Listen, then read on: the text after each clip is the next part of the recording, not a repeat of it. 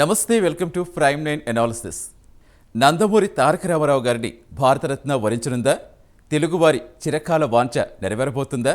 ఇప్పుడు దేశవ్యాప్తంగా ఇదే చర్చనీయాంశం అవుతోంది. ఈరోజు ఢిల్లీలో కేంద్ర కేబినెట్ చివరి సమావేశం కాబోతుంది. ఈ సమావేశంలోనే ఎన్నాళ్లుగా ఎదురు చూస్తున్న భారతరత్నను తారక రామారావు గారికి ప్రకటించే అవకాశం ఉందని చెప్తున్నారు. ఖచ్చితంగా ఈరోజు ప్రకటించాలని కూడా తెలుగు వారందరూ ఆశిస్తున్నారు. ఎన్టీఆర్ ఈ పేరు వింటేనే ప్రతి ఒక్కరికి ఒక గూస్ బంప్స్ వస్తాయి. ఎందుకంటే ఆ మహోన్నత వ్యక్తి గురించి ఎంత చెప్పినా తక్కువే. అసలు ఆయన గురించి మాట్లాడే అర్హత ఉందా లేదా అని కూడా ఒక్కొక్కసారి అనిపిస్తూ ఉంటుంది. అంత మహోన్నత వ్యక్తి. అటు సినీ రంగంలో ఇటు రాజకీయ రంగంలో ఆయన చేసిన సేవలైతే మనం వెలకట్టలేనివి. అటు సినిమాలో ఒక అగ్రస్థాయిలో ఉంటూనే ఆయన ఆ రోజున సమాజం కోసం అలాగే ప్రజల కోసం ఆయన చేసిన సేవలు కావచ్చు. ఎక్కడైనా ఏదన్నా వరదలు వచ్చినా తీవ్ర తుఫాన్లు వచ్చినప్పటికీ కూడా ఆయన జోలి పట్టి ప్రతి ఒక్కరికి సహాయం చేయడంలో కావచ్చు, ఎక్కడైనా తన మార్క్ చూపించుకుంటూనే వచ్చారు. ఇటు రాజకీయాల్లో కూడా ఆయన ఉన్నది కేవలం 12 సంవత్సరాలు అయినప్పటికీ ఆ 12 ఏళ్లలోనే మొత్తం దేశవ్యాప్తంగా ఒక మార్క్ సృష్టించుకున్నారు. ఎన్టీఆర్ అంటే అటు సినీ ఇటు రాజకీయ రంగంలో కూడా ఆ ఎదురులేని మనిషిగా కొనసాగుతూనే ఉన్నారు. సో ఈ నేపథ్యంలో ఆయనకి భారతరత్న ఇవ్వాలంటూ ఎన్నోసార్లు పార్టీలకు అతీతంగా ప్రతి ఒక్కరూ కూడా విజ్ఞప్తి చేసిన సంఘటనలు మనం చూస్తూనే వచ్చాం. కానీ ఎందుకు కేంద్రం తాత్సారం చేస్తుందని కూడా ప్రతి ఒక్కరిలో ఒక దిగులు కనిపించేది. కానీ ఈసారి ఖచ్చితంగా ఈరోజు ప్రకటిస్తారు అనే ఆశాభావం అయితే ప్రతి ఒక్కరిలోనూ కూడా పుట్టుకొస్తుంది. ఖచ్చితంగా ప్రకటించాలని కూడా ప్రతి ఒక్కరు కోరుకుంటున్నారు. రీసెంట్గానే చూస్తాం మనం, ఇటు టీడీపీ జనసేన బీజేపీ పొత్తును చూస్తాం.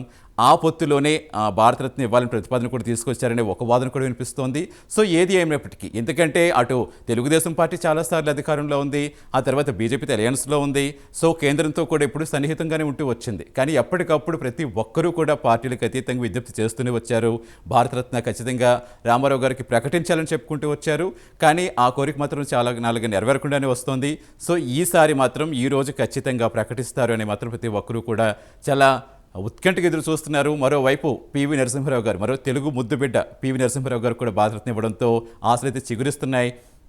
ఒకేసారి ఇద్దరు తెలుగు వారికి కూడా ఆ దేశం గర్వించదగ్గ నాయకులకి ఆ భారతరత్న వస్తుందంటే అది ప్రతి ఒక్కరు కూడా చాలా గర్వపడే విషయం.